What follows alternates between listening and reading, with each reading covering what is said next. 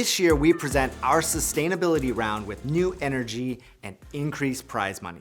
Thanks to support from Bank of America as our presenting sponsor, 4 teams are competing for $10,000 in total prize money. The teams are judged by a panel of sustainability-focused professionals on their competitive advantage as a sustainable solution or enterprise, their potential impact on the environment and/or social sustainability, and their presentation and responses to the judges' questions.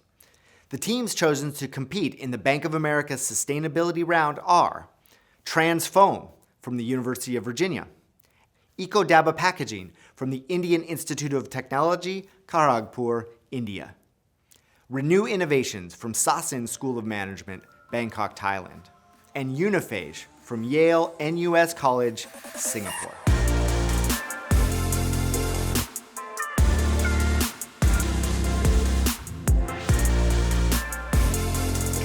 Welcome to the New Venture Championship Bank of America Sustainability Round.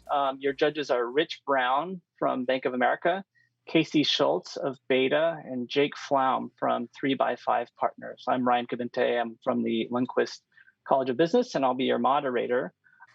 So hello, everyone. Thanks again all for being here. We really appreciate the opportunity. My name is Alec Brewer. I'm a co-founder and the CEO of Transfoam, and I'm joined here today by Simone Gannett, who is our Chief Scientific Officer and also one of our co-founders. At Transfoam, we're using synthetic biology to tackle plastic pollution at the beginning and end of the product lifecycle. Single-use plastic pollution is one of the greatest threats we face to global health in the 21st century. Its production accounts for over 3% of annual emissions, and over 16 billion pounds reach the ocean on an annual basis. This is a problem due to its fragmentation into microplastics in the environment. This is also a problem in its use, in which these materials are often fragmenting and being ingested by consumers at the individual level. To combat these issues, the biodegradable plastics market is growing rapidly. In fact, the market segment projects a 21% annual growth through 2026 and is expected to grow even faster after that as consumer and regulatory pressure continue to mount against the unsustainable petroleum-based plastics we're used to using. But this theory has a flaw. This theory is flawed. Manufacturers actually are already struggling to keep up with the growing demand. And there's a few reasons for this. First and foremost, it's a result on unsustainable and unscalable feedstocks, most often petroleum or virgin plant oils.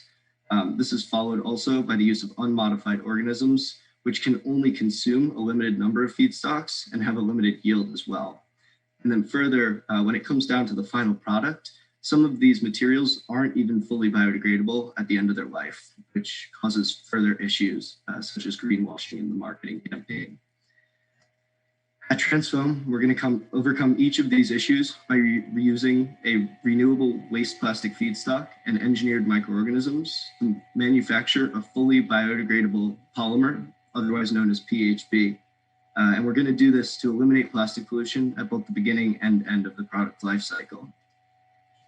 So PHP, the polymer that I mentioned, is a fully bio-based and biodegradable polymer that has the same durability and shelf life as the petroplastics we use every day in single-use products, like this plastic bag here. Oh, that's interesting. This plastic bag here that you can't quite see. And then it also has very similar properties to the bio-based plastics that we've begun to see on market, such as PLA, except it degrades significantly faster. So PHP is a metabolic intermediate, meaning it can both be produced and consumed by bacteria. And this allows it to degrade in nearly any environment, whether it's controlled or uncontrolled, in as little as a couple of weeks and up to a matter of a year on the high end of that scale.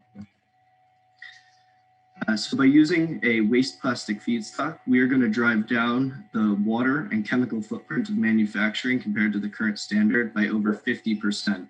And by using an engineered microorganism, we're also going to improve the process yield and scalability. I apologize for my dog sleeping in the background. He's yawning. And altogether, we're going to do this to produce a lower footprint PHP than the competition with price parity to the current market standard, which is between $4,500 and $5,200 per ton. So it's a high value product. And we've already begun communicating with both up and downstream stakeholders to integrate into the existing value chain. and we plan to locate within proximity of a plastic recycling plant to increase the ease and efficiency in the procurement of our raw materials. And we'll first market our PHB to B Corps and other sustainably minded bioplastic manufacturers to help them meet their sustainability goals and to help them deliver a more sustainable product to market. Our team, as you can see here, has been working on Transfoam for just over 2 years now. Simone originally came up with the idea, and you'll probably hear more about her inspiration in a little bit. But she's now our Chief Scientific Officer and leads mainly our biologic innovation. And she works closely with Kobe, our Chief Technical Officer, who works on upstream and downstream biochemical innovations. And then I myself, as the CEO, focus on day-to-day business execution and long-term strategy. In addition to our team, or our core founding team here, we've got an immense amount of support from both our local and national networks. And so we've gotten the support of the university and are joined by Dr. Kospinski and Kester, who are synthetic biology experts, and have built a strong network within the local biotech organization and several other incubators, as you can see pictured there. Now we've officially raised $150,000 in non-dilutive funding to support our research endeavors. We have some support from some research facilities named below, and also now hold 3 letters of intent to research with and purchase our PHB, totaling over $4 million in desired sales. So as far as product validation goes, we've begun the validation of our prototype and have successfully assembled one that was described in literature and then made improvements upon it and are now characterizing that. We've held over 50 stakeholder interviews and hold those letters of intent I mentioned before to work with and to purchase our PHB. And we do hold a provisional patent and have plans for several other patents, such as a material and process patent down the road. So our go-to-market strategy in the next year and a half is focused entirely on scaling up, as this is one of the most difficult factors of a biomanufacturing operation. And so for the next several months, we're going to optimize our prototype in preparation for our MVP, which can then begin the scale up and commercialization process. And we'll do this by expanding our team, by onboarding a scale-up biologist, as well as continuing on to the SBIR Phase 2 or a similar commercialization grant to then go ahead and work with a large-scale commercial partner and use their facilities to remain agile as we're scaling. And this will allow us ultimately to begin entering the $2 billion bioplastic market, as you see pictured on the right.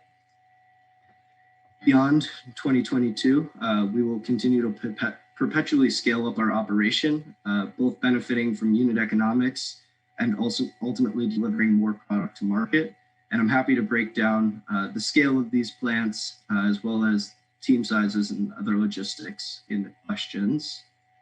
And as we close out here, I just wanted to revisit our environmental impact. And so we've targeted the Sustainability Development Goals 12, 13, and 14, in particular by fully circularizing single-use plastic, by turning a waste plastic, pollutive waste plastic at that, into a fully biodegradable alternative. We offer up to a 2% reduction in overall global emissions as an industry as a whole by reducing petroleum plastic use, and that is both a beginning and end-of-life effect. And then we also offer to service life below water by eliminating microplastic pollution altogether with our material. And we really thank you again for this opportunity. There's a couple ways to help our growth, as you see here. And please feel free to reach out if you have any more questions or want to read more about us online. With that, I'll turn it over to the judges for questions. That's great. Appreciate the presentation, Alec, and fully appreciate the challenge you're trying to take on. I mean, it's a big one. Certainly need solutions. I've got I'll have a couple of questions just to help clarify, and then maybe we can get more interesting questions after I kind of get a little bit more background information. Can you just clarify the feedstock into your process? What goes in specifically, and what is the range of that? Yeah. So our primary feedstock, or the feedstock we're using currently, is waste styrene. So that's a recycled styrofoam, or generally polystyrene. However, we are constructing a platform technology So beyond polystyrene or beyond that styrene waste, there are several other environmental hazards and waste streams that we can also remediate into PHB or other high value sustainable alternatives. What are some examples of that? On the reduction end or the production end? Either. Just sort of when you move beyond styrenes, what are you able to either take in or produce? Yeah, we can pretty much consume anything that is able to be degraded enzymatically. And so some examples include other types of plastic, for example, polyethylene tetrathalate, PET, or polypropylene, as well as other environmental hazards such as food waste, plant waste, and other kinds, which are currently being explored by our competitors. And one that I'm not going to name right now because we're in the very early stages of its development, but another that is considered an environmental risk and is also a waste stream from food, food like processing. Great, thank you. And then on the compostability side, so if I have your PHP product, I put it in my backyard, it'll degrade in up to a year, you said? Yeah. Does it degrade in water? So from the ocean plastic pollution perspective, does it degrade in water or salt water? And two, what does it degrade into? Yeah, all fantastic questions. Simone, would you like to take those and I can flip back to the slide here? Yeah, I'd be happy to. So going off of your first question, the time scale that it will degrade in, say if you were just to throw it in your backyard, it should fully degrade in up to 4 to 6 weeks. So definitely in under a year. And additionally, it actually has high degradability in the ocean. So the microorganisms that have the capability to degrade PHP exist most prominently in soil and in the oceans. So it would be able to degrade both places. Perfect. And then when it does degrade, microplastics are a big thing, a big issue. What does PHB degrade into? Yeah, so PHB will degrade into essentially just carbon and water. It's a metabolic intermediate of these bacteria. So when they take it in, they might be using it for different metabolic processes in them. They might be using it as a food source. But in its essence, it will degrade basically just into water and carbon dioxide. Yeah, and Jake, just to address that concern, I'm actually writing my thesis on that topic. And so unlike oxo-degradable chemicals where you're just getting smaller constituent molecules of the larger macroplastic, it is fully breaking down into, as Simone said, these catabolic products, water, CO2, and biomass. That's great. Perfect. Thanks, Jake. Yeah, very invested in that one. I have a few questions. So what is the first product that you plan to take to market? Yeah, excellent question. So our first product is simply going to be raw PHB. We're going to sell it either in the form of pellets or sheets. We haven't yet decided which machining we'd like to perform, but ultimately we will sell that raw material to a manufacturer or a blender slightly upstream of that who will blend it into a finished product, either with other biopolymers or slight additives or like smaller additives such as plasticizers. Beyond that, we plan to expand and in-house some of that blending capability, and then we'll sell blended PHP, so creating novel blends that we can actually develop intellectual property around as well. So you're a B2B, you're selling the raw materials to the companies that are out making the plastic bags, making the cups, etc. How is it part of your ethos or your life cycle analysis to ensure that however they're mixing your PHB, is that product end life is also biodegradable, or do you have any plans on how you can enforce that? Yeah, I really like that question. And we absolutely will vet any of the companies we're working with. I can't guarantee that the product will be biodegradable, but I can guarantee that we would ask them that it's at least compostable and safely at that. So just to address the oxos thing again, containing no petroplastic components, entirely bio-based and at least degradable in a controlled environment. I say that because PHB can be used as an additive in a material like PLA, which will enable it to degrade faster in a composting plant, which will benefit the composters as well, because right now that's a little bit of an issue of theirs. Yes. If you're just creating a raw product, what differentiates you from competitors, and are you then very price sensitive to the people who are buying your product? They would be price sensitive. So fortunately, there isn't a whole lot of price sensitivity in the PHP market right now. I'm going to scroll here just so you see it on the screen. The acceptable market price range right now is between $4,500 and $5,200 per ton. And it's near commoditized or as a plastic and as a purely raw material. It is traded like a commodity, though it's not traded at a high enough volume to actually be commoditized. And so that's where you actually lose the price sensitivity. That said, there exists an unmet demand in the market right now for a variety of reasons. One, the sustainable transition we're undergoing is really just ever growing and ever expediting and snowballing.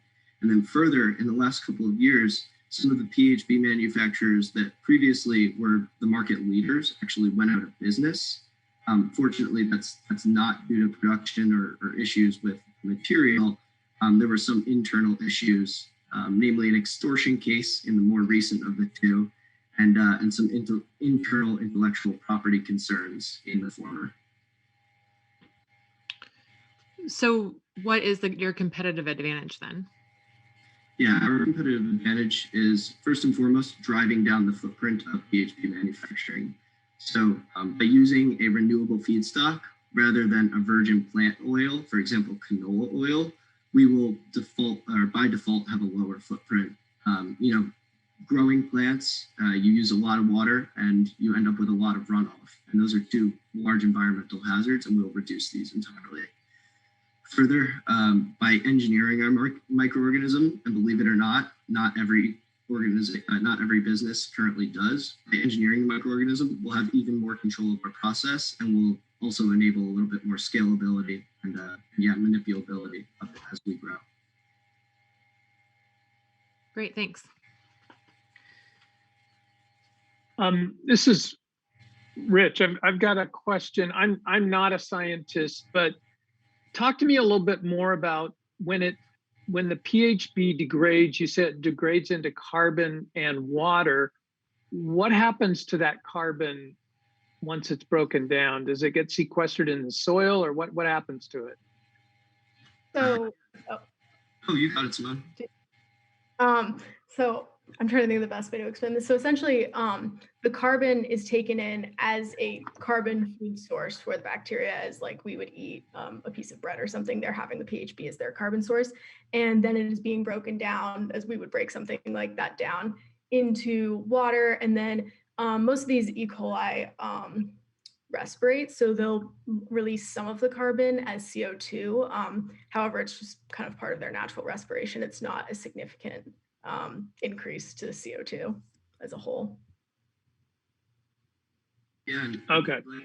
I'd like to add on to that because oftentimes people raise the concern: what happens when it ends up in the landfill? In a landfill and in those anaerobic conditions, it will also produce methane as it decomposes.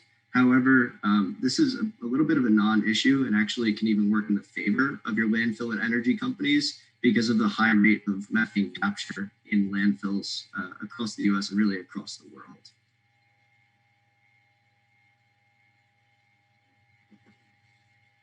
And what is your ability to, so I'm hearing PHB is a commodity, essentially.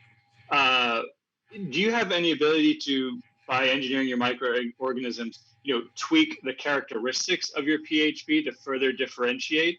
Partly where my head goes is my understanding of some of the biodegradable plastic market is that there is a lot of demand for it. There isn't necessarily a lot of, let's say, happiness with the performance of the available biodegradable plastics. Mm-hmm. And just sort of like that compromise that companies have to make, they're not willing to necessarily make that. So I'm curious on the performance side of your PHB, can you differentiate it or how do you differentiate it? Or is that just, the wrong question because it's purely, commodity PHB is a defined compound? No, that's a fantastic question, Matt. And there's really two approaches to it. There's in-stream and there's post-production. Most people typically approach it in post-production. And that's what I was referring to earlier when I said at first, we're just going to sell raw PHP untreated and allow somebody else to do it. And in the future, in-house those capabilities. And so those would be the processes where we're taking the PHP, we're testing it with paper, we're testing it with other plastics and seeing what we can create. Then a little bit more in line with your question, what can we do in stream to change those properties? There's actually a variety of approaches there as well. There's copolymerization with other like molecules. So for example, PHB actually doesn't refer to just one molecule, but refers to a family of them. And you could achieve a variety of those molecules in the family just by making slight chemical modifications. And so we can do that throughout the process and see which one has the best result and has the best finished product at the end of the day, while we're still selling just raw PHP. Further, you can actually get a little bit more complicated than that and copolymerize it with other biopolymers. This is an idea that was presented to us only a matter of weeks ago. We're really enthusiastic about it, but we haven't had the time to explore it just yet, because that would take another set of plasmids and another set of experimentation that currently we don't have the capacity for, but would certainly like to explore in the future. You laid out a very aggressive growth plan, stating that you can be making upwards of $16 million a month in 3 years. Is that correct? How do you plan on, yes, that's impressive. How are you going to increase your capacity and meet those goals? Yeah, excellent question. So this is gross sales. I'd just like to point out, we don't yet have the numbers fleshed out for our net.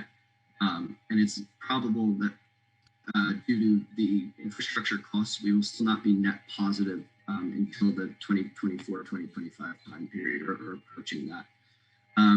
However, in biotech and biomanufacturing, you can estimate approximately a 10 times scale up, 1 to 3 times a year, depending upon what scale you're at. You can do it much more quickly when you're at the smaller scale. So right now we're at the benchtop phase. And our plan is to work with a contract research organization or contract manufacturing organization, CRO/CMO, who has the facilities that are larger than a benchtop scale. So either a benchtop pilot or a pilot plant at first, again, to remain agile and to save costs on this infrastructure. I really should have scaled back or scrolled back, because the organizations I'm talking about here are government organizations like the National Renewable Energies Lab, with whom we're speaking, as well as private corporate partners who we actually just started a conversation with today. So that's been exciting. Beyond that, it's probable that we would build our first plant in the 2023 timeframe. So that's why you see a larger raise here. The approximate cost of a pilot plant is typically around $7 million. So that plus operation costs will get ourselves our first plant.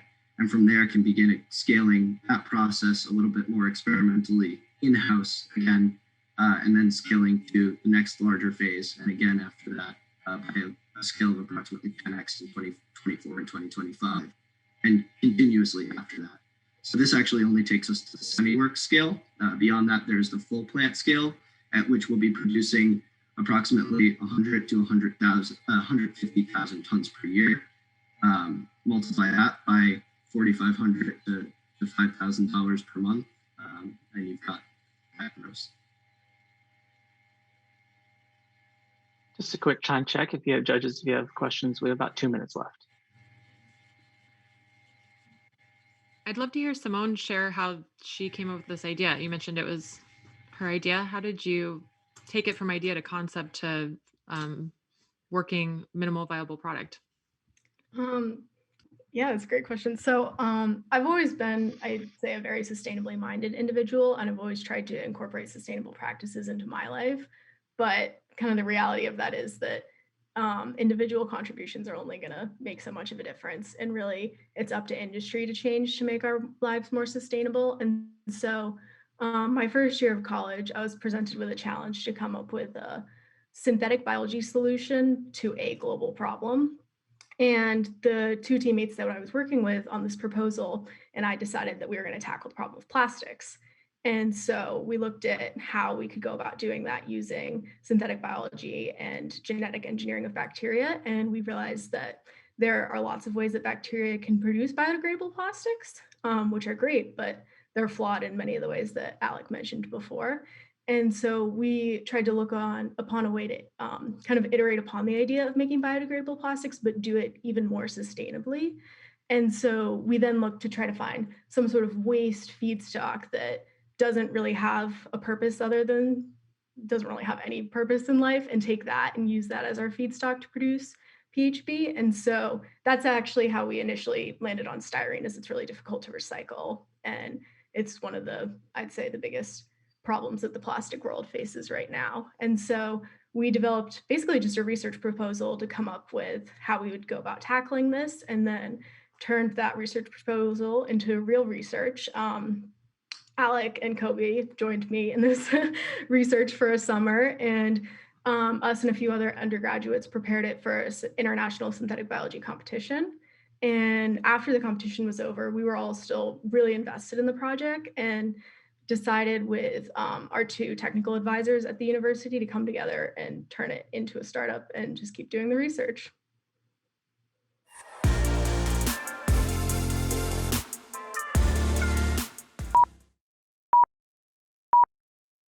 Hello everyone, we are Team EcoDabba and we bring sustainability to the world one meal at a time. I am Saurav Kundu, the CTO of EcoDabba, and would like to share one quick fun fact about our company name. EcoDabba stands for eco-friendly containers, as Dabba means container in the Hindi language. Let me ask you a very simple question. Have you ever wondered what happens to the plastic food containers you casually throw in the bin every day? Well, uh, as you can see, the next picture speaks a thousand words. Millions of animals choke on these plastics, and majority of it comes through food packaging. Global data shows that about 80% of the food packaging currently is plastic, and that the same container which we throw guilt-free. Well, in India alone, about 1.8 billion such containers ends up in the ocean. Given its negative impact, there has been a global wave of plastic bans, with India mandating to ban single-use plastic by 2022. So the main question is, what are we gonna do when these bans are implemented? Do we even have alternatives to plastics? One of the current alternative is sugarcane residue generated post sugar processing, also known as bagasse. However, the efficacy of bagasse is a huge issue. Talking about India, it is a leading producer of sugarcane. It generates 81.7 million tons of sugarcane residue called bagasse annually. And bagasse is currently being used to create food containers. However, these containers cannot be used in food delivery application due to its grave disadvantages. They become soggy and also leak on when being carried on road with hot or liquid food inside. To overcome these challenges, we present our solution, BioPBS, EcoDabba's unique coating solution. BioPBS is a 100% biodegradable polymer and is applied to these low quality bagasse containers. Our innovation lies in the proprietary coating process. We add a layer of BioPBS using our customized coating technique, making the resultant EcoDabbas water and oil proof. Therefore, we create high quality eco dabbas which has the potential to replace plastics. Here we have also demonstrated our minimum viable product which we have created. Now let's try to understand a bit more about the value proposition of eco dabba. So this is Steven from Uber Eats who is carrying your food in an eco dabba rather than in a plastic container. The difference being that eco dabbas are 100% biodegradable, water and oil proof, leak proof, and microwavable, which is a necessity in COVID times and has a branding associated with it. Hence, eco dabbas can be tossed away guilt free in the garbage bin. With circular economy at its core, we upcycle bagasse from the sugarcane processing industry to form eco dabbas. Post consumption, our products can be used for home composting or can simply be thrown away in landfills for degradation. Eventually, eco dabbas turn into nutrient rich soil, therefore completing the circular cycle. Next, uh, Rajat will explain the advantage of eco dabba. Thank you, Saurav. So we performed an experiment and poured hot water into a normal bagasse container, and it started to disintegrate within the 15 minutes. Would you like to even eat a curry having bagasse flakes in it? At least I won't. So whereas Eco Dabba, coated with our customized coating technique, stays intact even after an hour, perfectly suitable for storing hot and liquid food. To understand our competitors even better, we have explored all the options available in the Indian market. The generic aluminum and styrofoam containers are non-decomposable and lack sturdiness. On the other hand, the plastics, the Tetra Paks, and the bioplastics are sturdy but take hundreds of years to decompose. Conversely, normal bagasse containers can solve the problem of decomposition but lose on the sturdiness. Hence, it's the best times to launch EcoDabba given the first mover's advantage. EcoDabba's success lies in the hands of customers like you. We will start by tapping businesses and then move to end consumers. Through B2B channels, we will be capturing the low hanging fruits by selling our EcoDabbas to the food delivery apps, the restaurants, and the food catering services. Next, we will provide online deliveries through e-commerce platform. At a later stage, we will partner with hospitals and railways, and finally, our product will be sold through online B2C channels. Let's try to understand the market share that we plan to capture with these customers. The total serviceable market for us is 35 billion containers globally, with 1.8 billion containers in India. Eventually, we plan to sell 200 billion containers annually by capturing 20% of this market by 2024. To achieve our target, let's talk about our operations. We plan to scale in phases. Initially, we will collaborate with the bagasse container manufacturers and research labs to produce EcoDabba in our pilot phase. In the phase 2, we will be setting up a coating facility to reduce the per unit cost. And in the phase 3, we will acquire the underutilized manufacturing facilities and partner with them to perform in house end to end productions. Let's address the elephant in the room, the profits. In the first phase, we will have a gross profit of zero point 0.9 cents per container given the competitive market in India. In the phase 2, we will increase our profit margins to 2.8 cents per container as the manufacturing cost drops due to the integration of coating facility. In the phase 3, our margin further increases, and moreover, our in-house production facility decreases due to acquiring the underutilized manufacturing facility. Here, we can see from the cumulative net profit graphs that we will be breaking even in 3 years and 8 months. And moreover, our net present value currently stands at $70,000, signifying the profitability for businesses to our investors. All we need is your support to scale EcoDabba. We have already raised $40,000 of investment in pre-seed round, and we will need a further investment of $160,000 for establishing a coating facility in phase 2. I really hope you are ready to take a step towards sustainability towards us. So impact is at the heart of a business. We expect to reduce 8,500 tons of plastic, remove 51,000 tons of CO2 equivalent from our atmosphere, and uplift the farmers' income by providing a value to their sugarcane residue, which was being incinerated or being thrown away, and save marine lives from the suffocating sheet of plastic. Subsequent to the growth in Indian market, we would be expanding in the US and EU markets by initially by importing and licensing our coating technology, and in subsequent horizons, we will collaborate with the existing manufacturing facility. And being a manufacturing company, we understand the supply risk associated with us while expanding. Therefore, our advisory team on board has several manufacturing pioneers and entrepreneurs from the US to guide us efficiently through the process. Now it's time for some self bragging. Our idea for sustainable packaging has been recognized globally. where we were able to understand the extent of the problem and market needs better. Let's have a quick look at the amazing faces of EcoDabba who have led us this far. We have a mix of engineering and finance folks who bring uniqueness and diversity to the table, helping us to tackle the toughest challenges in our journey. So thank you and do contact us in case of any queries. Fantastic. Judges, questions?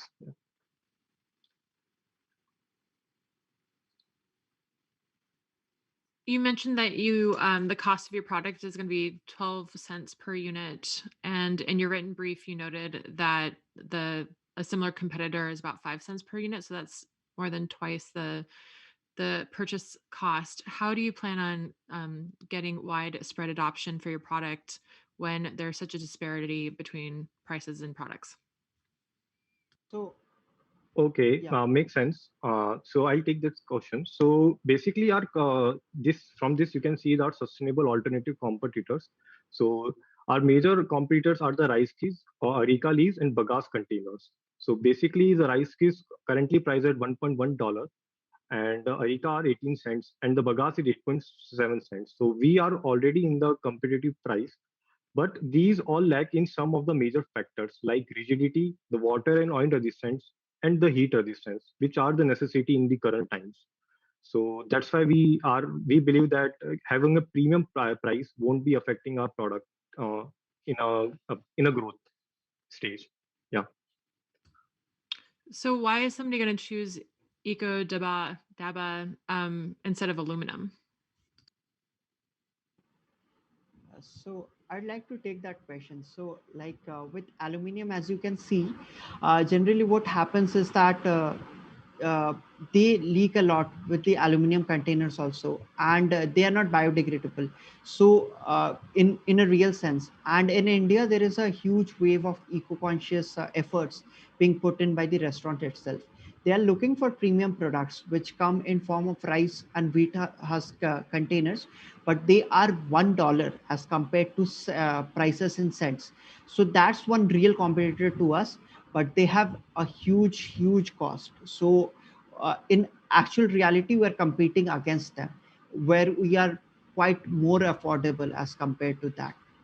So that's the reason we'll be selling at a bit premium, but that won't be affecting. And also at the same time, I would just also like to highlight that our consumers in these phases would be restaurants who are selling about $5 to $7 in Indian equivalent. So for them, the cost of packaging is let's say what 10% to 20%, and a spike on that won't be affecting much to them. Can you just speak to that rigidity component of your solution? Just give me a sense for when you say rigid. I appreciate, for example, it's not degrading as quickly as just a straight bagasse, so it's not going to leak because water is going through. But by rigidity, do you mean you can create like a snap container that if you turned it upside down, liquid doesn't go Yeah, out, or just can you just give me a sense of yeah. that? Yeah, so by rigidity, we are talking on a similar term. We are creating snap containers where the lid won't fall off even when you. So there is this test way which we use to go for rigidity and leak proof. So we have food inside the container, and we pass it thrice from one hand to another, like we play catch and throw with the container with food inside. So that's one metric which is used and adopted well for all food containers. So we are talking rigidity in that terms. So with aluminum containers also, as you were saying, they are quite flimsy in a sense that uh, when a bit more pressure comes on that, or when you pile 2 3 containers on top of it, it will start leaking or it will deform. In a sense, the shape doesn't retain. So the rigidity is mentioned by both the ways, in terms of leak proof, where we are throwing and the lid doesn't come off, and also it has to keep its shape intact when you have placed 3 4 containers on top of it. Gotcha, that's helpful. And a slightly different topic, your fundraising needs to sort of get through scale up. So you said 200,000 to get through phase two. You'd mentioned phase 3 and then eventually expanding into the US and EU markets, for example. Can you just speak to the fund, the capital needs to get through phase 3, to get into new markets, and just sort of beyond, accomplishing phase 2? Sure. So before I go into the figures, I would just like to highlight that these figures are representative of Indian market. So in Indian context, the manufacturing cost is quite lower as compared to the US market. So Rajat, if you go to the capital cost expenditure slide in appendix.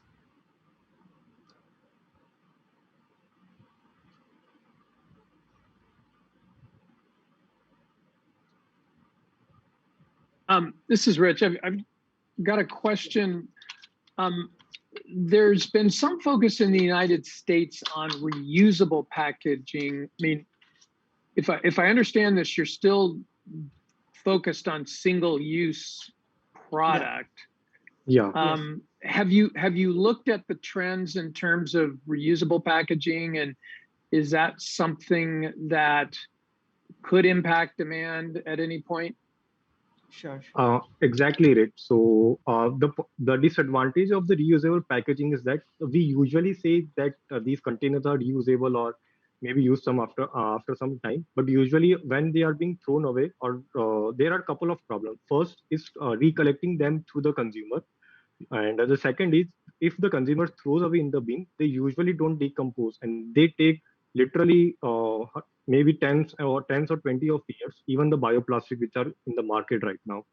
And and in India, particularly in India, we do not have the separate recollecting system like in the developed countries. Usually, our consumer throw all the plastic or all the green materials in the same bins. So that's why the reusable containers are not a great success in India. And we have come up with this product so that our consumer can easily throw the plastics. And the best quality, the best part about the bio PBS is that it can easily decompose in the normal atmospheric conditions, which you have here, in about 30 to 40 days. So yeah, that's why we have taken this step. Great. So I want to make sure we get to the question of the capital needs past phase 2. Yes. Okay, Yes. sure. Yes, Saurav, you can go. You can explain about the manufacturing part. Sure. So Jake, as you can see, so over here for the phase 3, we'll be ramping up from financial year 23 and financial year 24. So in the first 2 years, we'll be doing through phase 1 and phase 2 itself. So in the second 2 years, it will be around $700,000, and in the subsequent phase, $100,000. Sorry, 1 million US dollars. So it can seem a bit low in the US context, but in India, like this would help us get to the phase where we can meet the demand of the market. Yeah, so and we have also Certainly appreciate the differences in scale of costs and things like that. And can you just, for clarity, just remind me? So 700,000 in 23, 1 million in 24. That, and then your cash flow positive, it looks like. And I think you said earlier how many containers you're producing and things like that. But is this out of one facility in India somewhere? Is this multiple facilities, or can you give me a little bit more information on that? Sure. So take on that. So we are right now planning on. So what will happen in that phase 2 will be having a single coating facility. In phase 3, we'll be using the same land and the same place of operations for increasing it to making our own bagasse containers also. And in the same plant, we'll be expanding it. So right now we are in contact with one of the original equipment manufacturer and like plant facility who makes the plant facilities, and we ourselves are also chemical engineers, so we have a brief background of the operations and the manufacturing process. So it will be through a single point only.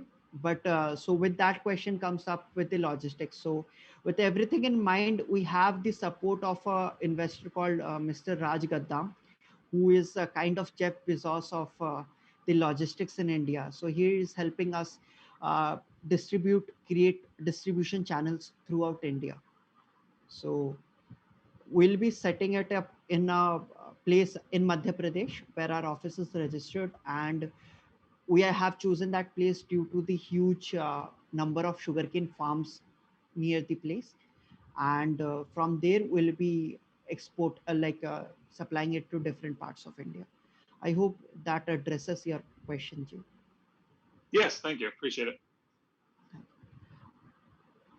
And just to add another point to Rich about uh, the reusable plastics. So another point which comes into my mind is that why we started with this is that with this Tupperware and plastic containers which are available in the market, which can be reused, what generally happens is that they are recyclable in theory, but with the hot food and oil and spices, what happens is that an odor and coloring is left inside these containers, which doesn't make it consumer friendly for reuse.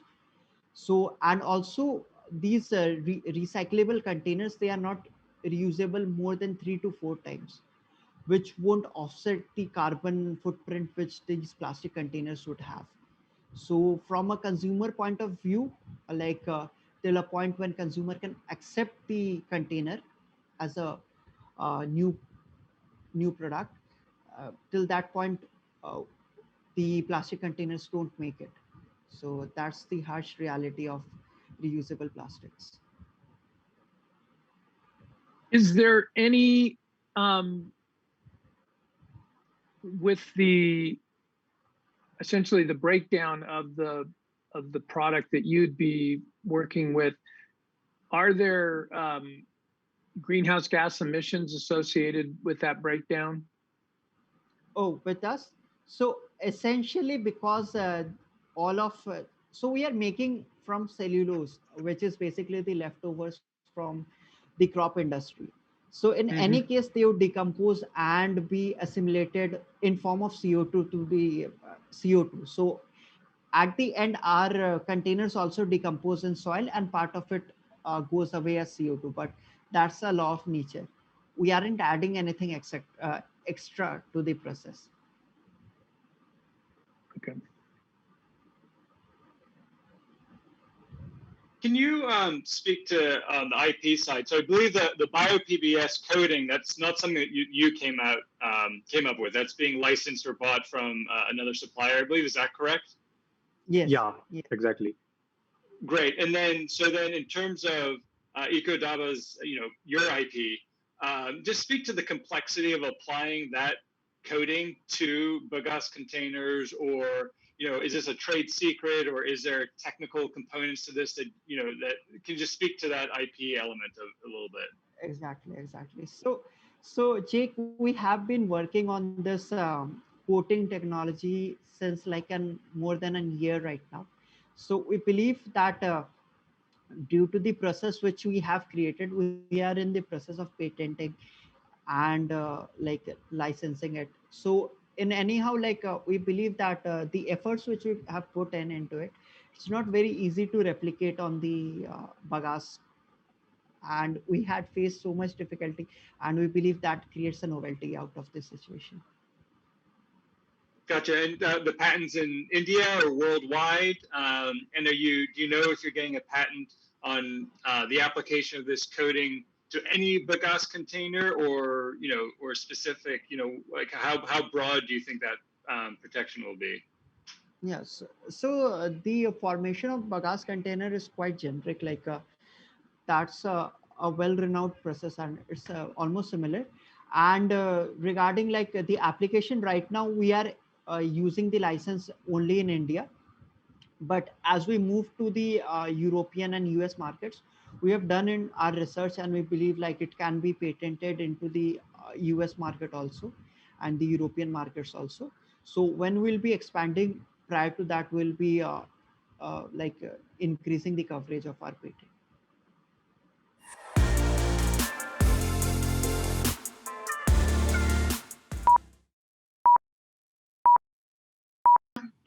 We're Renew, and we're offering an innovative technology to preserve and upcycle our planet's resources.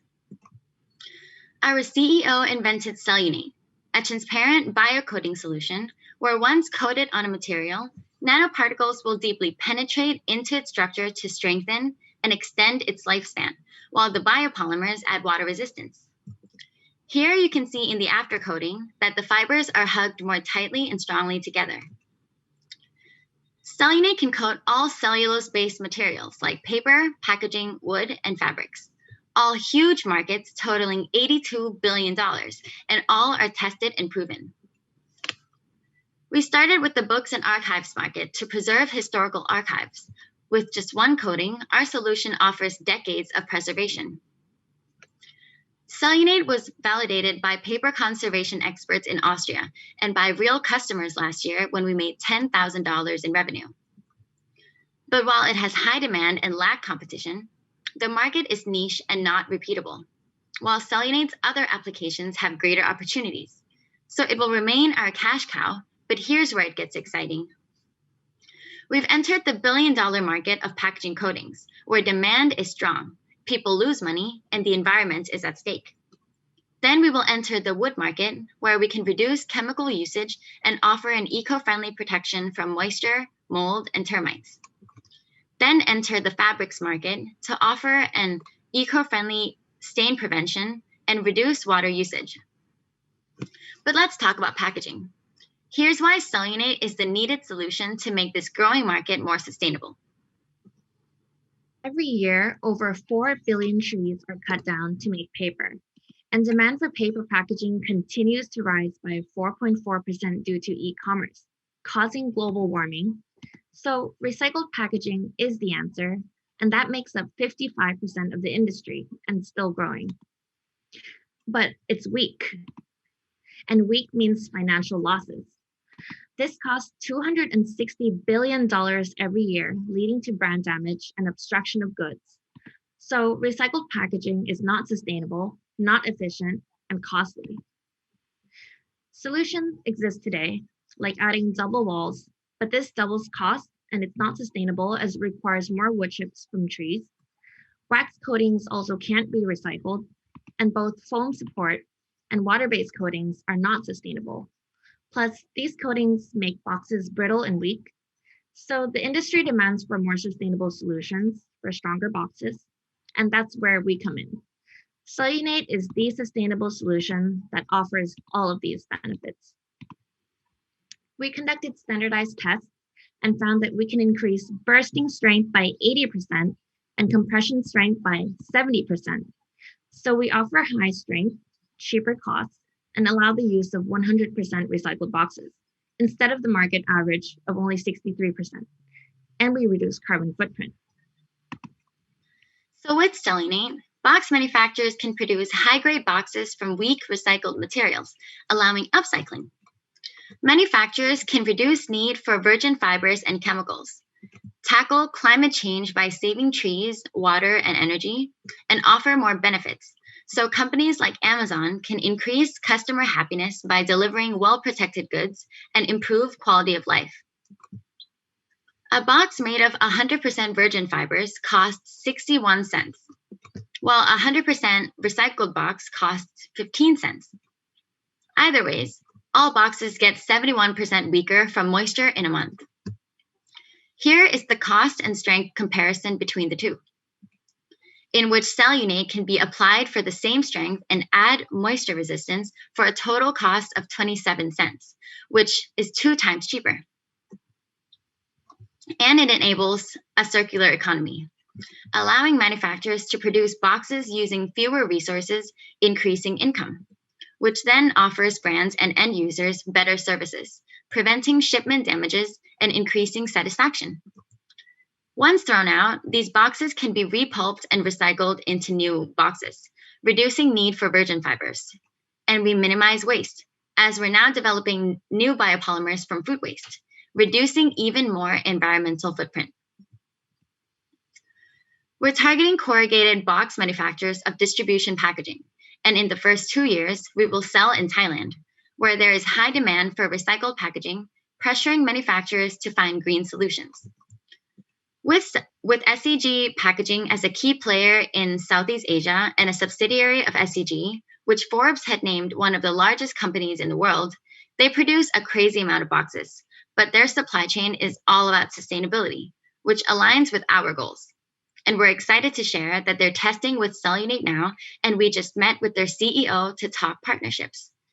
Because by applying Cellunate to just 1% of SCG's paper production, we can reduce 27,000 tons of carbon footprint. So in our first year, we'll be reducing 810,000 tons of carbon footprint, which equates to removing 162,000 cars off the road. In year 3, Cellunate will be commercialized outside of Thailand through IP licensing to large chemical companies committed to help the world thrive, 2 of which we're now discussing partnerships. And our goal is to have multiple partners so we can tackle climate change together. By licensing, we can promote locally made products, which eliminates logistics, greenhouse gas emissions, and saves energy.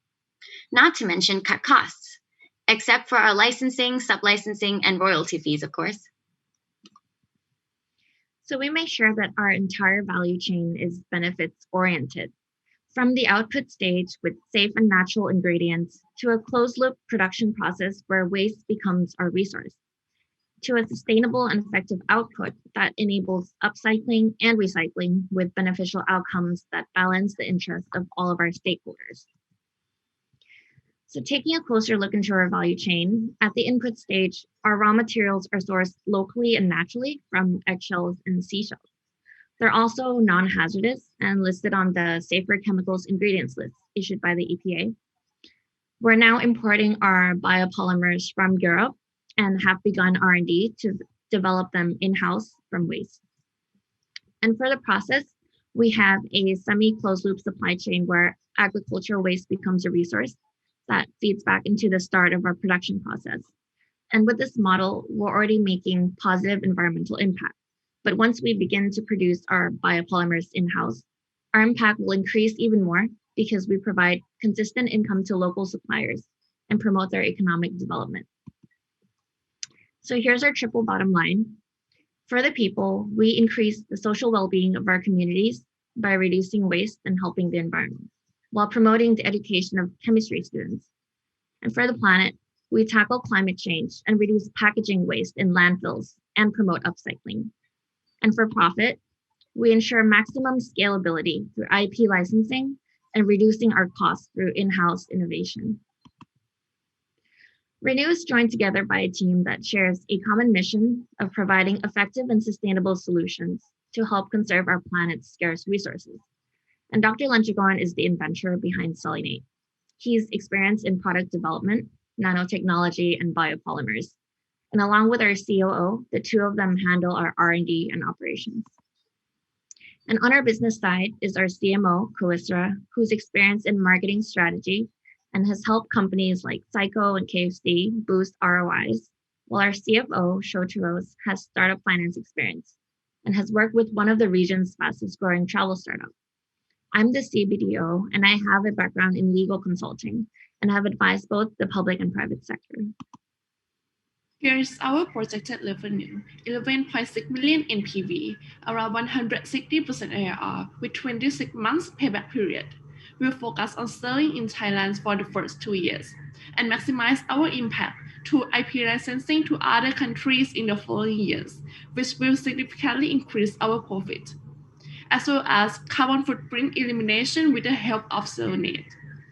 We offer a biocoating technology with high potential in many industries, so let's preserve and upcycle our planet's resources together. Thank you for listening. We'll be happy to take your question now.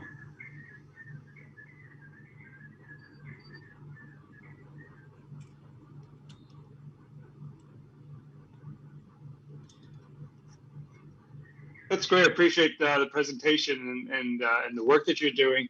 Can you just speak a little bit more about the coating itself? How is it applied? Is this a spray? Is it dipped? And just how easily does it integrate into existing, in this case, sort of box manufacturing? If you're going to license it out, are there capital costs involved in changing any parts of the production, or is it a drop-in sort of inline process? So it can be sprayed or rolled on or dipped. However, for box packaging, we realized that it could just be added into the standard rolling machines that they're currently using now for water-based coatings. So it doesn't require switching costs. Gotcha. Perfect. And you said the costs, I believe, of the recycled box with cellulose applied, I think it was 27 cents compared to 61 cents for the virgin. What are your costs, and just sort of a sense for margins, sort of now in the future for Renew as you scale? Well, right off the bat, we will just cost per box around 12 cents each. And when we scale, I guess it'll go down. Mo, can you chime in on that?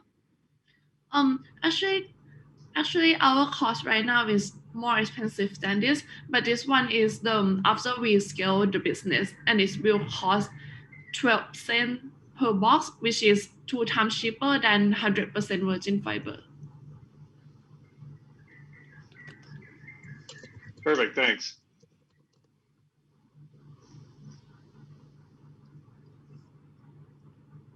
So you think the market demand is from companies who experience product loss when they're shipping in boxes that currently get wet and then the product is damaged? Is that who your target audience is, or your target customer? No, our target customers would be the people producing them, but the real pain points are felt by the brands and end users. So our target group is actually the manufacturers, the box manufacturers themselves of the distribution packaging, because they need to keep the brands happy and brands need to keep the end users happy.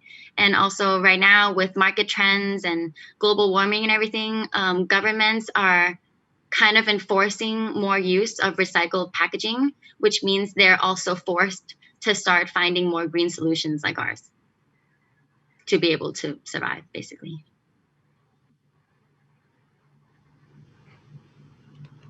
And then on the recycling, so there's usually a limit to how often you can, or how many times you can recycle the same starting material, same cellulosic material. How does Cellunate change that? Does it improve it, decrease it, or is it still sort of the same because the underlying cellulosic material is the same? Right. So that's a great question. So one of our key competitive advantages is that we're like biopolymer based as opposed to the other coatings on the market right now that are mostly water based or petroleum based or wax based. So because it's biopolymer based, it's totally recyclable. And once it degrades, the biomass like I mentioned previously, it feeds back into our production process because we also source these biopolymers from agricultural waste like corn, maize, and sugarcane bagasse and fruit peels. Yeah. Actually, it is the same because we don't change anything about it. We just add it as the biopolymer. Gotcha. And on the breakdown, I don't want to assume just because it's a biopolymer that it breaks down, sort of in a composting facility or otherwise. But I assume there's no other characteristics that it would be positive or negative, I guess, on the breakdown and composting side of that. Well, when it breaks down, since it's cellulose, since the ingredients are basically cellulose itself, when you recycle it, it will just break down back into its normal form, its former form. So as like fibers itself. So it doesn't, to help answer the previous question, it doesn't break the fibers down more or anything. It's supposed to strengthen it. So when it's repulped back to be produced and recycled again into a new box, it just goes back to normal fibers and can be reused 100% of it. Like this one from the after, it's go back to before, and after you spray or dip in it, it's gonna become after again. Great. And are you producing the cellulose in-house, or is this sort of like a contract manufacturing arrangement with someone? And as you scale, how do you see the production of cellulose progressing? Right now we're building, sorry.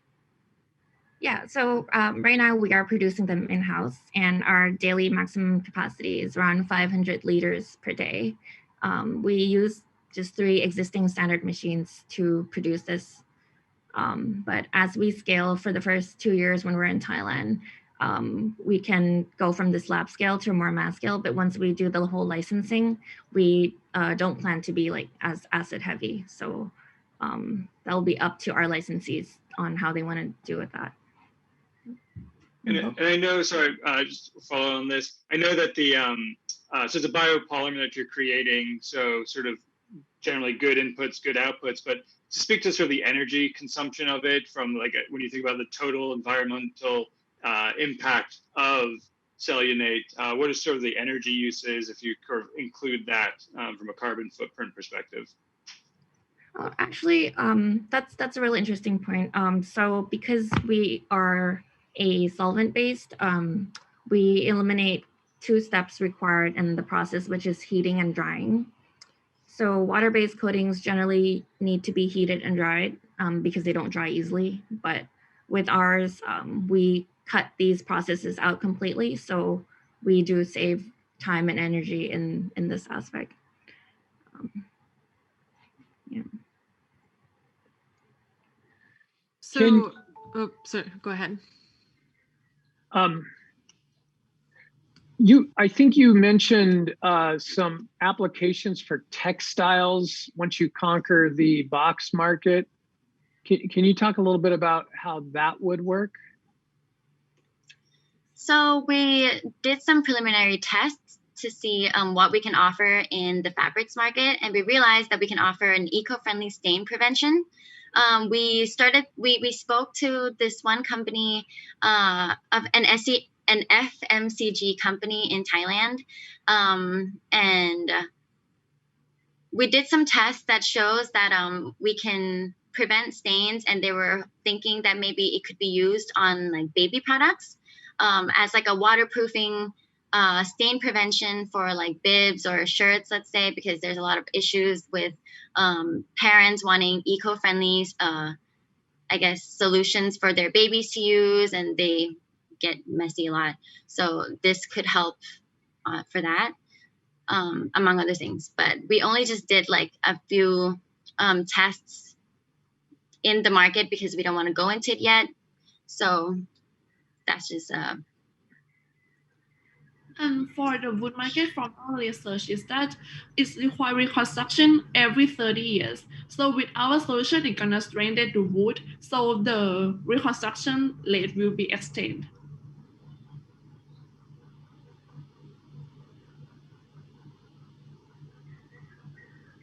Going back to the packaging coating market, so you said that a virgin box is, I believe, is it 67 cents? 61 cents. 61 cents. Thank you. And then it's down to how, like, without the coating, it's 16 cents or 15 the recycled box is 15 cents. 15 cents. So if I'm Amazon and I can buy a box for 15 cents from a manufacturer, what is going to incentivize me to pay an extra 12 cents for a coated box? And what market research have you done around this as far as demand? Okay, well, it shows that a good amount of losses come from damaged boxes, and 79% of consumers in America actually, in a survey, reported that they will not repeat the same purchase again from the same website if they receive damaged goods or damaged deliveries. And 34% of packaging returns from like Amazon, let's say, is actually due to damages from the delivery itself or the goods itself, which in that case, they lose brand value, they lose brand loyalty, etc. So they would not want, they would want to always, I guess, innovate and offer better products for their customers.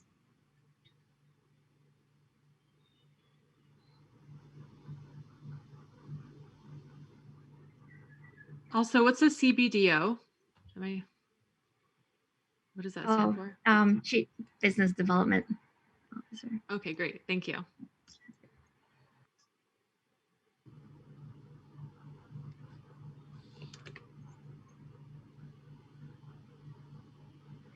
Can you, I don't think we've really touched on sort of the capital needs over the next, call it, 2, 3, 4 years to sort of hit the growth that you want to do. Can you just sort of speak to that part of the scaling?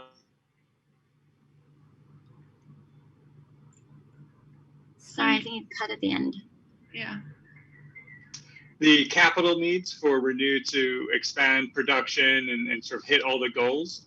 What do you anticipate needing to raise in order to do so? Actually, right now we are asking for $1 million. And we will use the first 40% for the in-house polymer to produce the in-house polymer from waste to replace the current biopolymer that we are buying from them right now. And this one will help us increase our gross margin and also help us to be more sustainable because we can use the waste to produce our product. The next 30% is for the marketing. The next 18% will be spent on the standardized machine that we have mentioned before. And the last 12% will be spent on people to expand the business. Perfect. And then how long does that $1 million last you and what do you anticipate needing to raise after that? So actually, we don't have any plan to get more investment right now. In 1 million, we can sustain our business for at least 5 years from now.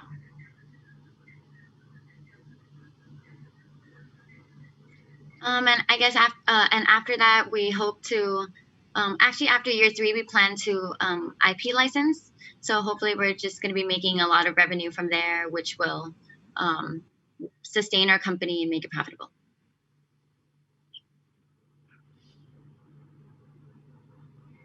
A little bit over 2 minutes. Any more questions from the judges?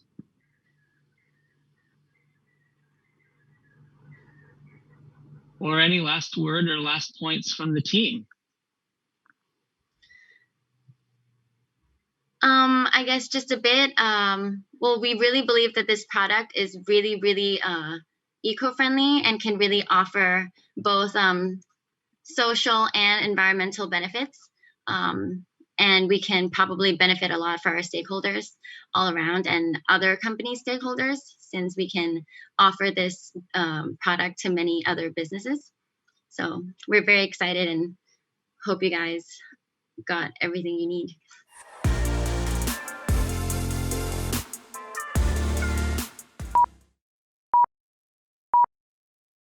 Hi, we are Sophia and Chris, founders of Uniphage. Digesting plastics with bacteria or sucking CO2 from the atmosphere are among many of the amazing solutions that have been emerging in the recent years as the world is becoming increasingly sustainability conscious. However, how sustainable are really any of those solutions if a single pathogen can eliminate their multi-year impact within months? And who knows it better on the most personal level than us, who are still recovering from the most recent pandemic? While it might seem like COVID-19 had just a positive impact on the pollution levels, in reality, we will continue experiencing long-term negative impact of this pandemic for years to come. Just to give a few examples, 2.5 billion megatons of CO2 are to be released between 2020 and 2035 due to pushback in green energy investments, while 44 million people are to be impoverished by 2030 directly due to COVID-19. In other words, when the world is not resilient to infectious diseases, sustainability solutions are inherently unsustainable. This is why it's essential to first and foremost increase resilience of the world itself to infectious diseases, to lay foundation for other sustainability efforts, to make sure all those amazing solutions have the most lasting and positive impact possible. And this is precisely what we aim to do at Unifage. Our very first goal is to make the world more resilient to bacterial infections. In fact, at least one of your great-grandparents or their siblings almost certainly died from a bacterial disease. And this is not surprising, considering that bacterial diseases were the most common cause of death before the 1940s. Even nowadays, more than 6 million people still continue dying every single year due to bacterial diseases. With the increasing antibiotic resistance, we continue moving into the era in which bacterial infections are life-threatening again. In other words, not so long from now, a simple wound would be able to kill you. And all this is not as dreadful as the potential future impact of bacterial diseases. Besides the high possibility of emergence of a very dangerous and contagious bacterial strain, 10 million people are expected to die each year by 2050, directly as a result of bacterial diseases. By 2030, antimicrobial resistance could force up to 24 million people into extreme poverty. And all this, besides how unsustainable our go-to solution against bacterial diseases is, even now. Antibiotics overuse continues contributing to the emergence of multiple drug-resistant bacterial strains. In fact, antibiotics are ineffective against many bacterial diseases at the first place. Additionally, when applied, antibiotics eliminate all or most bacteria around, including the beneficial ones. This often leads to long-term health consequences for people and damages fragile environmental ecosystems, which shows how unsustainable our go-to solution is. And all this, while about 75% of people in the US alone have been exposed to antibiotics through consumer goods. So at Unifage, we are taking an alternative route. Bacteria, just like us, have diseases. In nature, they're often infected with bacterial viruses called bacteriophages or simply phages. Phages, unlike antibiotics, are really precise. Each phage eliminates only the target bacterial pathogen only. Phages are already successfully used for a small number of food disease control applications and experimentally in people, all of which provides us with a good approval case. However, the current method to produce phage solutions is almost 100 years old. It's very manual, outdated, and not scalable, which is precisely why so few phage-based solutions is currently available. We aim to replace every single step in that process with our deep learning powered platforms. We've already built the best models to date to predict which bacteriophages can most efficiently eliminate the target bacterial pathogens. Our current R&D focuses on increasing and improving our proprietary datasets. Our models and proprietary datasets form our unique intellectual property, while our phage solutions against specific bacterial diseases will be patented. This is our pipeline to produce new antibacterial solutions within weeks as opposed to years, which is what happens now, will look like. First, the target bacterial pathogens will be sequenced with the widely available methods, which is precisely how it's done now. Then our AI predicts which phages can most efficiently kill the target pathogens that we just sequenced. Those phages will be tested, produced, assembled, and delivered.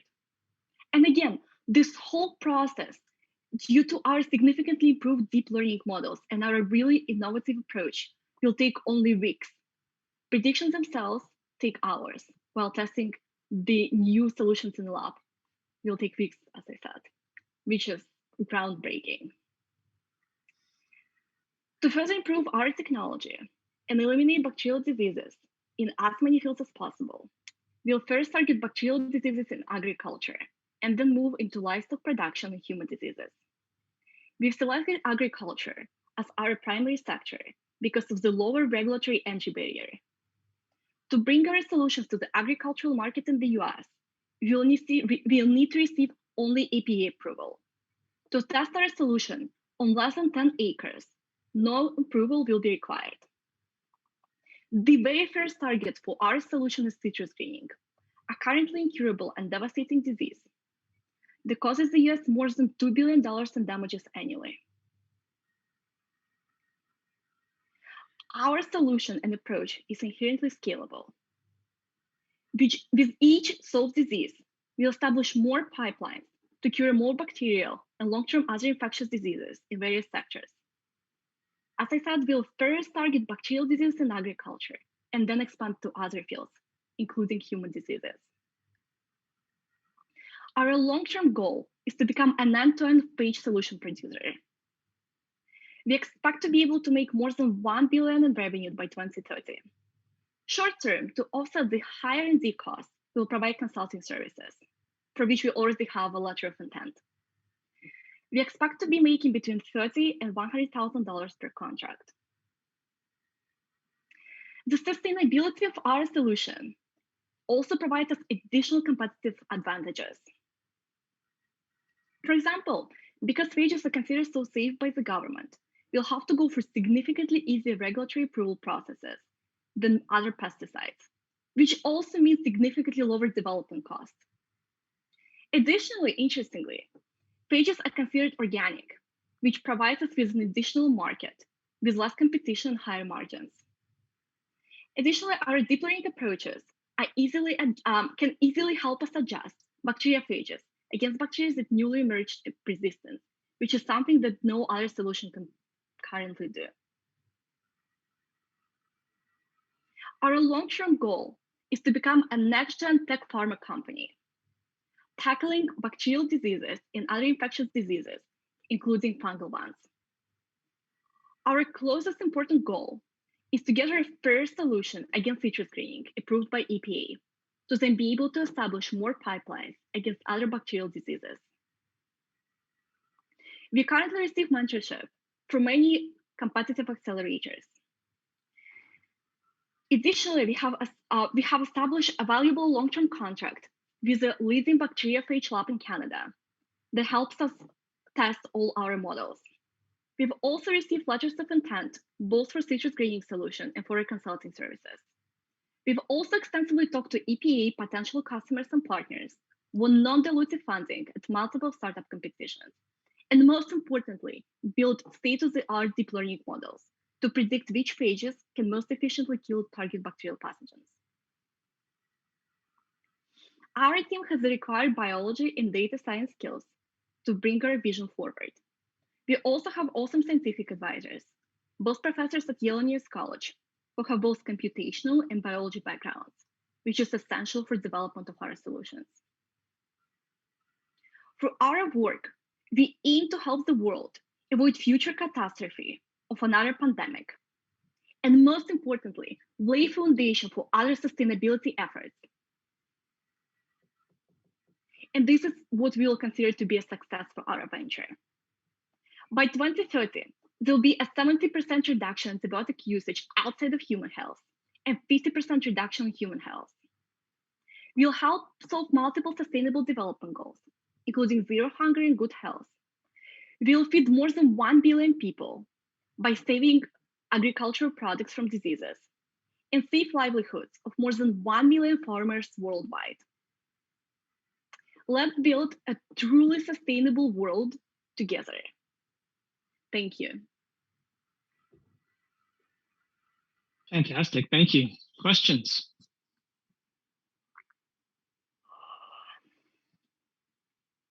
That's great. I really appreciate your presentation and the approach to what you're doing. Can you just sort of re-clarify for me the timelines? You said, currently it takes years potentially to create new phages, and you can get that down to weeks, and you had a slide a little bit about that, but just revisit that for me. I just want to make sure I fully understand sort of, what that magic is, because I believe your phage production isn't unique, right? You're using or maybe a misunderstanding. It's in the sort of targeting which phages are most likely to be successful through your deep learning, but I want to make sure I understand that. I think this slide is going to be more helpful for you. I can go back to the other one, but I think this slide is actually the key. Perfect. I probably should have gotten into more detail.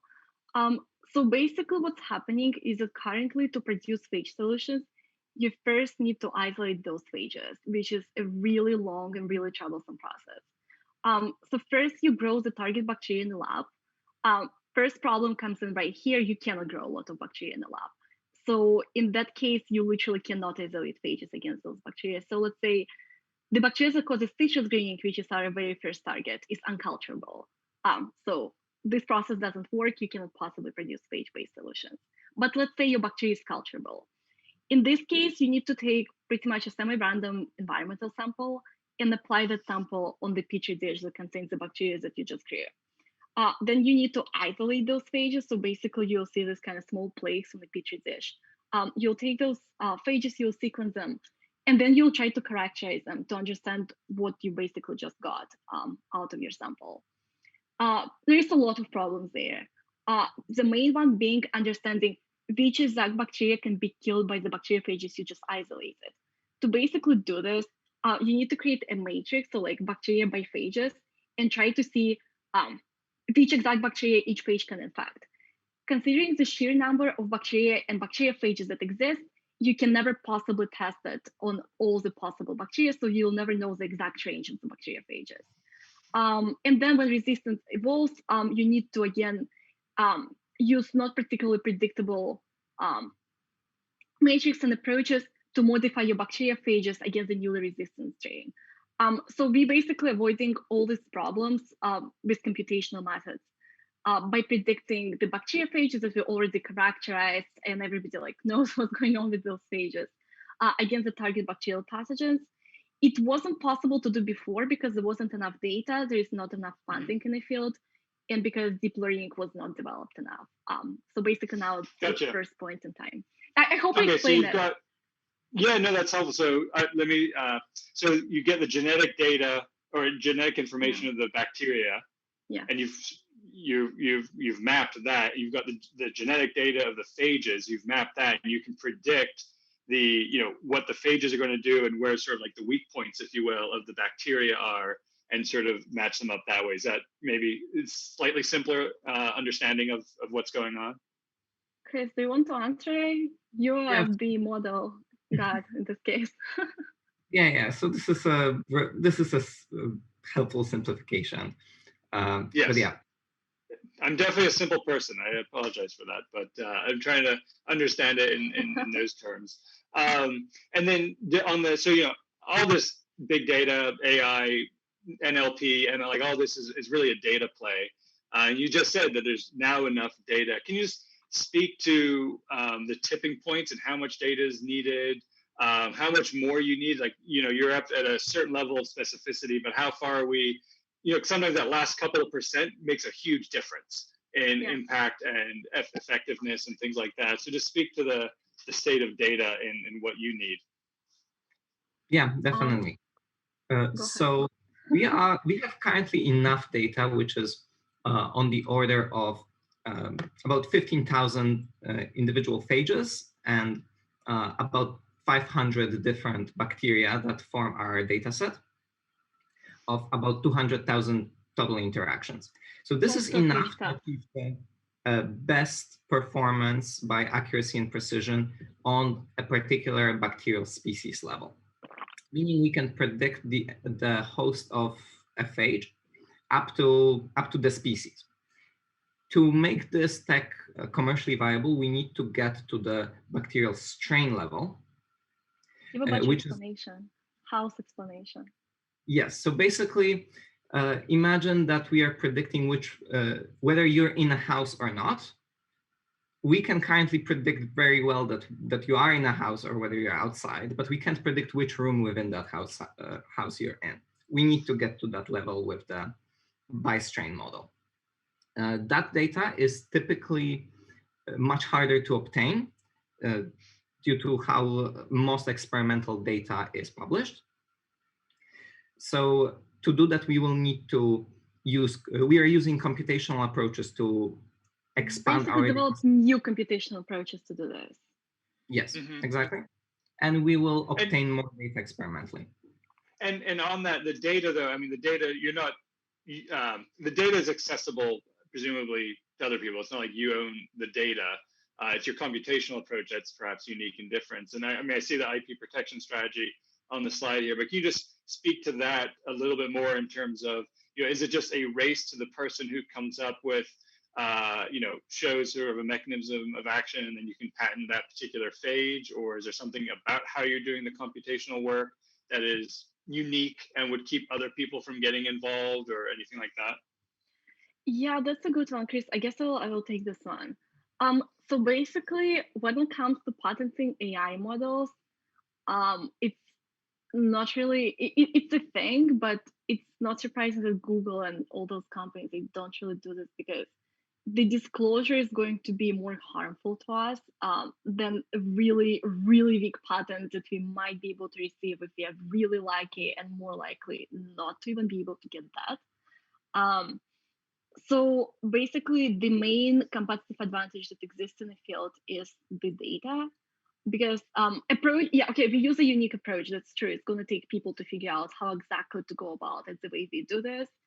But the data is the key advantage, which is precisely we've basically been developing new approaches to get as much as possible out of the available data to be able to get more interactions, which is something we actually did, and B, to just collect more data on bacteriophage bacterial interactions through lab experiments, the data that's not publicly available. So there is quite a few ways to go about it. First, we do have some proprietary data from the collaboration with the Canadian lab that test our models. IP remains ours, which is important because you asked about IP. For that thing, all the IP on the model, it's completely uniphages. Additionally, we are discussing collaborating with more phage companies, either on some contracts or on governmental grants, because what we do is basically really different from what most phage companies do, because they generally tackle a really particular disease or use phages for really particular application, which means no IP issues will result there. So the idea for us in those contracts is to get more data. The idea for them is to use our technology. And we received a lot of interest in the tech because this is really the key problem in the field. Additionally, we can try to buy off the data, not try, like it's a way to go about it, is to buy data of people.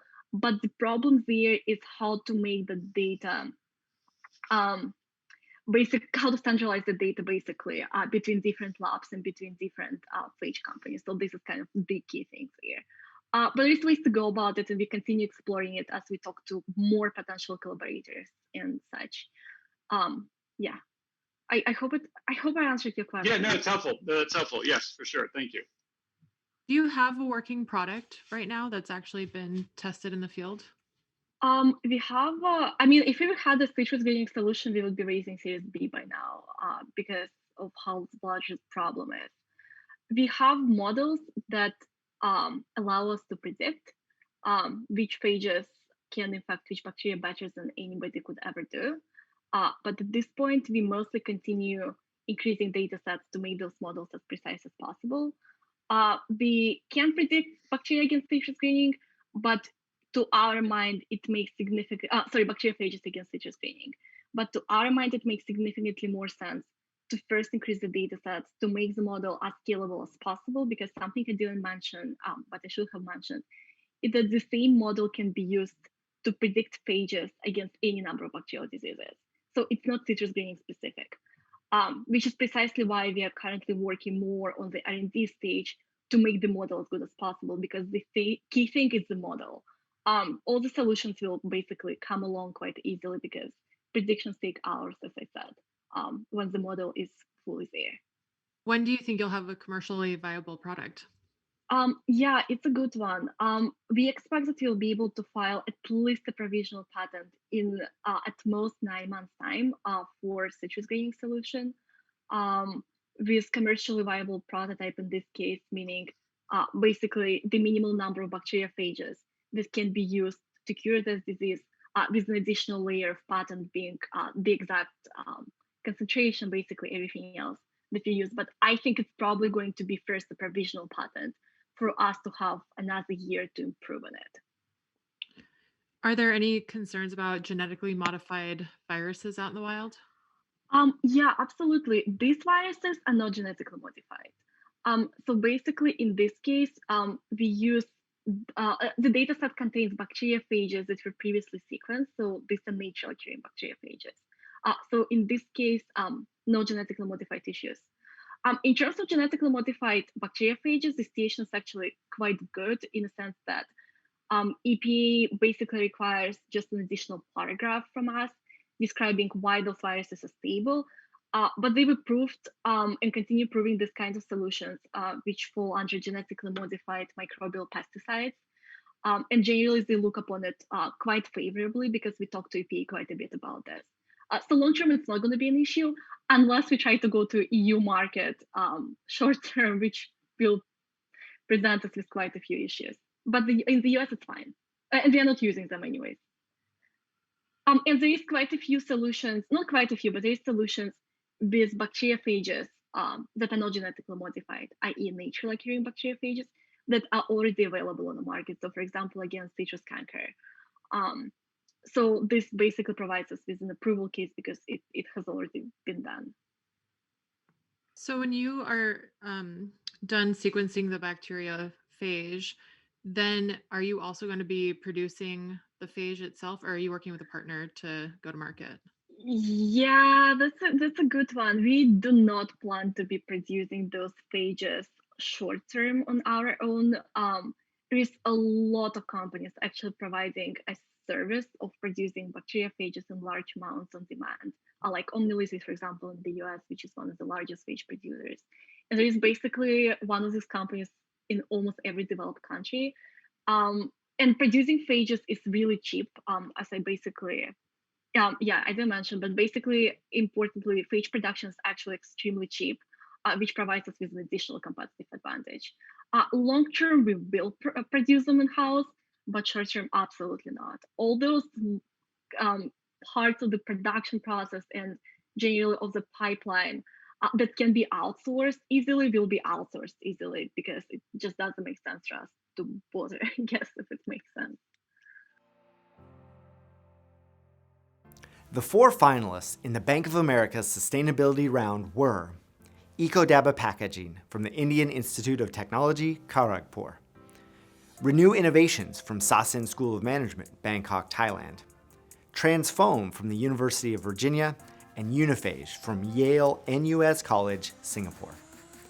The finalists, each receiving $1,000 in the sustainability round, are Ecodaba Packaging, Indian Institute of Technology, Kharagpur, and Transfoam, the University of Virginia. The runner-up in the Bank of America Sustainability Round is Uniphage, Yale NUS College, Singapore. And that means that our winner and champion of the Bank of America Sustainability Competition at the Oregon New Venture Championship 2021 is Renew Innovations from Sassoon School of Management, Bangkok, Thailand. Congratulations. Congratulations to all who participated in this event, and thank you for integrating sustainability into your ventures and presenting unique and innovative approaches to solving pressing challenges for our world today.